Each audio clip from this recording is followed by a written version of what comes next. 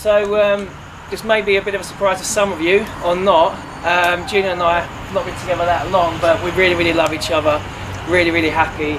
And we've been looking to get married, thought about it, talked about it, and we woke up this morning and just decided that today would be the day.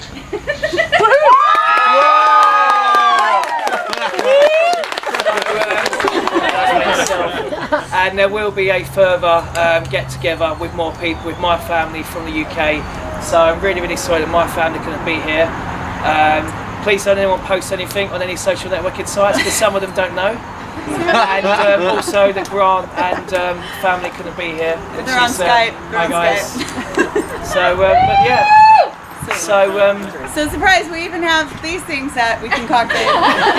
So thanks for everyone that knew, because I knew it! At 4 o'clock, literally we ended up with a marriage license at 4:30. It closed at 4:30.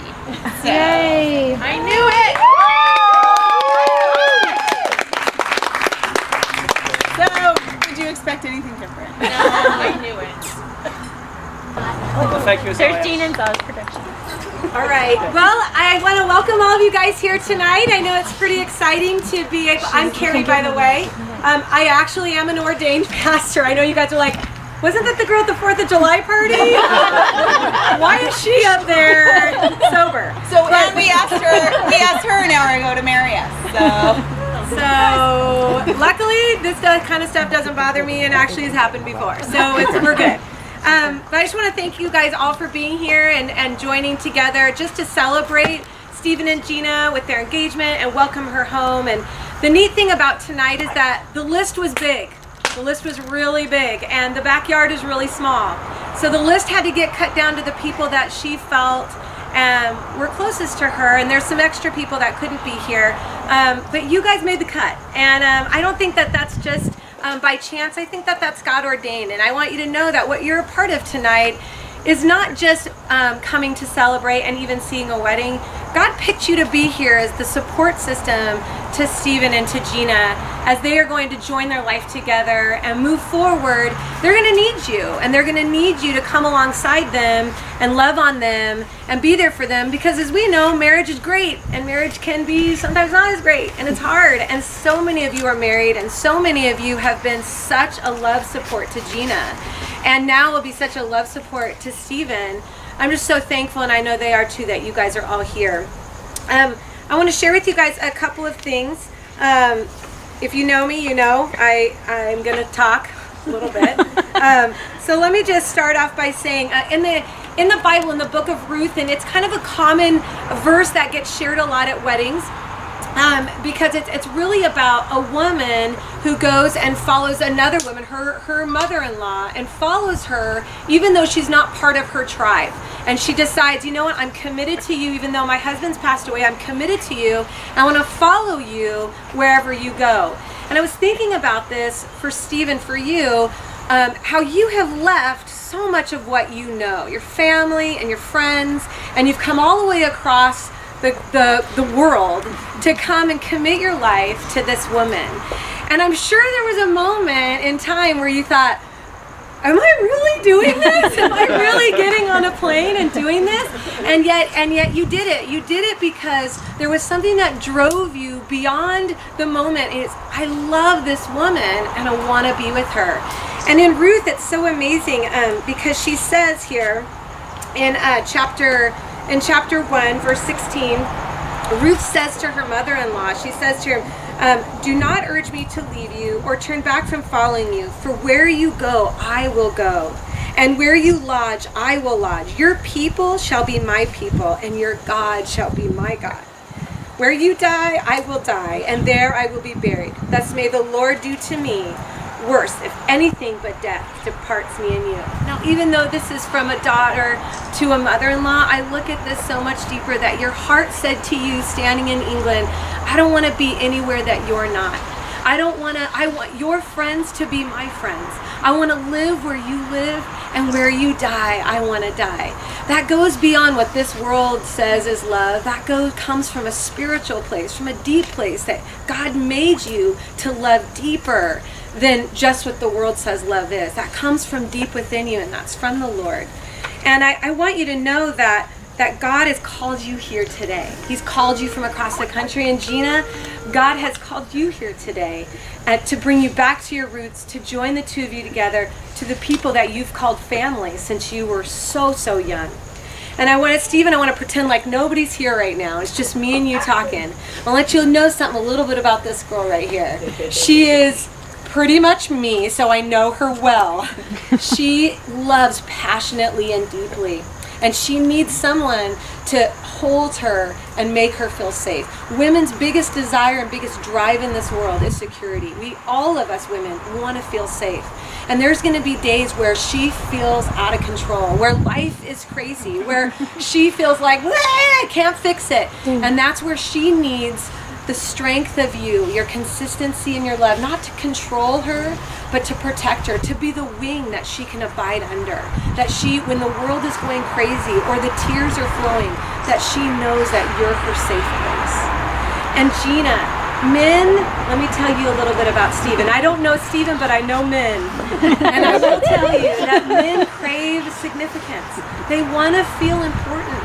They want to feel that he is your everything. Outside of God, this man holds it all for you. Trust him, take care of him, and honor him in front of people. Honor him in private. Speak kind words to him, and he will create a safe place for you. Marriage now is a new kind of thing. This whole time you guys have lived as Gina and Steven. And tonight in this moment, you guys will not live as Gina and Steven separately, but the two of you will become one. And what makes a marriage work is going, what not for me can I do, but what can I do for them? When you become selfless, your marriage will go the distance. The moment that your fight turns inward, the moment that your heart turns inward, that's where there becomes a wedge. But the moment you say, it's not about me, how can I serve you? How can I bless you? How can I love you? Your marriage will go the distance. And that's the desire, is that your marriage would go the distance. I know that for the two of you coming here, there's a lot of change happening.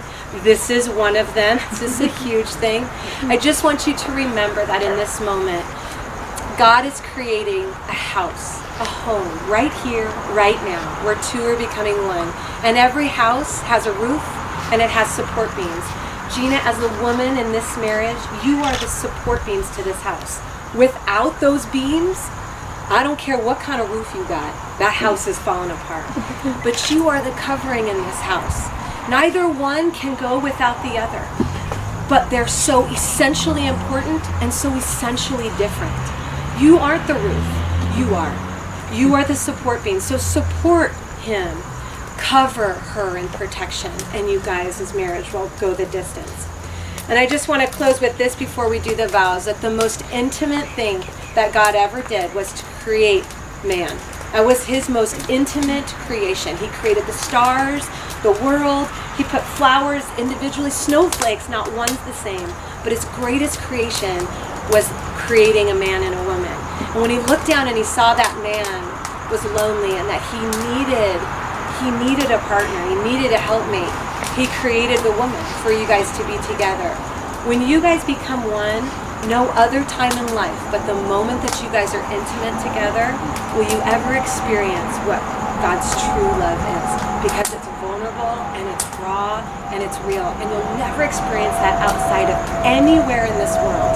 The world will tell you you can find it in all kinds of places. I am here to tell you the only time you will experience God's true love is when you understand the vulnerability of your intimacy together as one couple. So, are we ready to do this? Okay, good. Let's start with Genesis 2:24 says, "For this cause a man shall leave his mother and father and cling to his wife, and the two shall become one flesh." Tonight we're going to have you two become one flesh by repeating these vows. So Steven, I'm going to start with you and you'll just repeat after me. Go ahead and hold each other's hands and look longingly into each other's eyes. And remember this moment forever. Do you, Steven, take Gina to love, honor, and cherish, in sickness and in health, forsaking all others, till death do you part? I do. And Gina, will you take Steven to love him, to honor him, and to cherish him in sickness and in health, forsaking all others till death do you part? I do. Do you guys have a show of affection that you'd like to give to each other? Ben? Ben's our ring bearer. Look how cute he is. It's supposed to be Leo for the record. Leo's in England.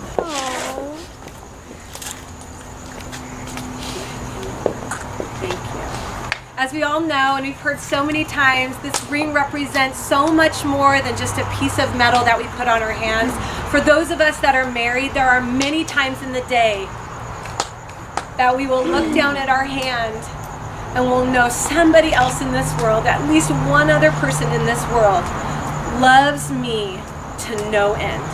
That there is someone that's got my back in all the trials that we face. And there are many times just when I'm with the kids that I'll look down and I'll see my ring, and it will bring this sense of security to my heart. It'll bring this sense of safety. And when there's people throwing darts at me or feeling just like the world is against me, I can look down at this ring and I know he is with me through it all. This ring represents so much more than what the world would say it represents. They say it's not a big deal, but to us, we know that God says it's so much more than just a ring. It's a representation of a commitment for life, a commitment to another person, that I will forsake all others, that you are who I have for the rest of my life, and that there is no one that will have my heart besides you. This ring means so much more. And I'm so thankful that Gina gets to wear this ring. This is Gina's ring, right? Okay. So We've had it forever. Like 5:30. So go ahead and repeat after me, Steven, and say, with this ring, I make my pledge I'll make my pledge to love you to love you with unending love. with unending love. May you always know May you always know by this ring by this ring that I am with you that I'm with you and I support you and I support you and I love you. and I love you. Oh my God.